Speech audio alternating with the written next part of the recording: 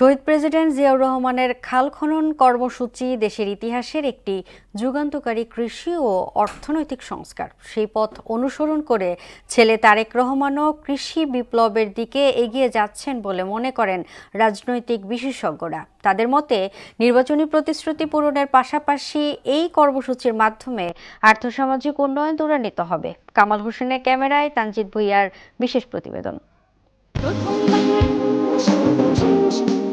শহীদ president Ziaur Rahman নিজেই কুদাল হাতে মাটি কেটে এই কর্মসূচিতে অংশ নিয়ে সাধারণ মানুষকে উদ্বুদ্ধ করতেন। তার আহ্বানে সাড়া দিয়ে লাখো মানুষ স্বেচ্ছাশ্রমের মাধ্যমে দেশব্যাপী খাল খনন শুরু করেন।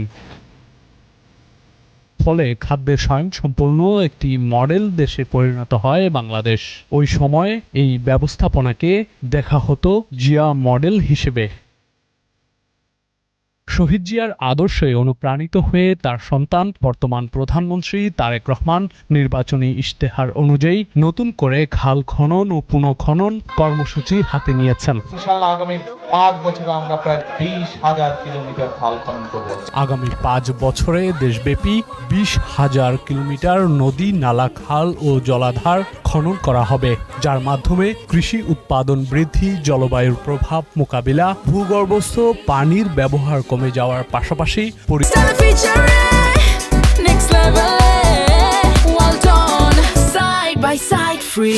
পরিবেশের ভারসাম্য পুনরুদ্ধার এবং জীববৈচিত্র্য রক্ষা পাবে।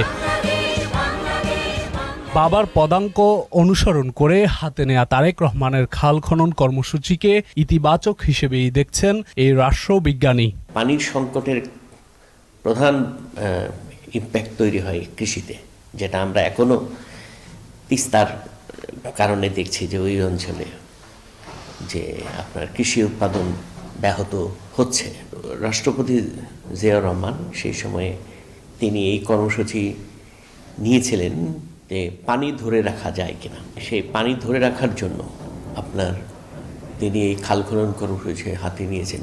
এ থেকে ওই খালের যে আশেপাশে কৃষক যারা, আমি নিজেও আমি নিজেও গোসলও করেছি 2-1টা খালে জিয়াউর রহমানের করা সেই ইয়েতে। দেশের জনগণের কৃষি বিপ্লবের মাধ্যমে আর্থসামাজিক উন্নয়ন আর সমৃদ্ধি ফিরে আসবে এমন প্রত্যাশার কথাও জানান এই রাজনৈতিক বিশ্লেষক। পানি হচ্ছে আপনার আমাদের অর্থনীতির একটা বড় লাইফ লাইন, তাই না? এখন এই লাইফ লাইনের ক্ষেত্রে একটা বড় ভূমিকা, পানি সরবরাহের ক্ষেত্রে আপনার এই খালগুলো একটা বড় ভূমিকা রাখতে পারে আর কি। তানজিদ ভুঁইয়া, মোহনা সংবাদ, ঢাকা।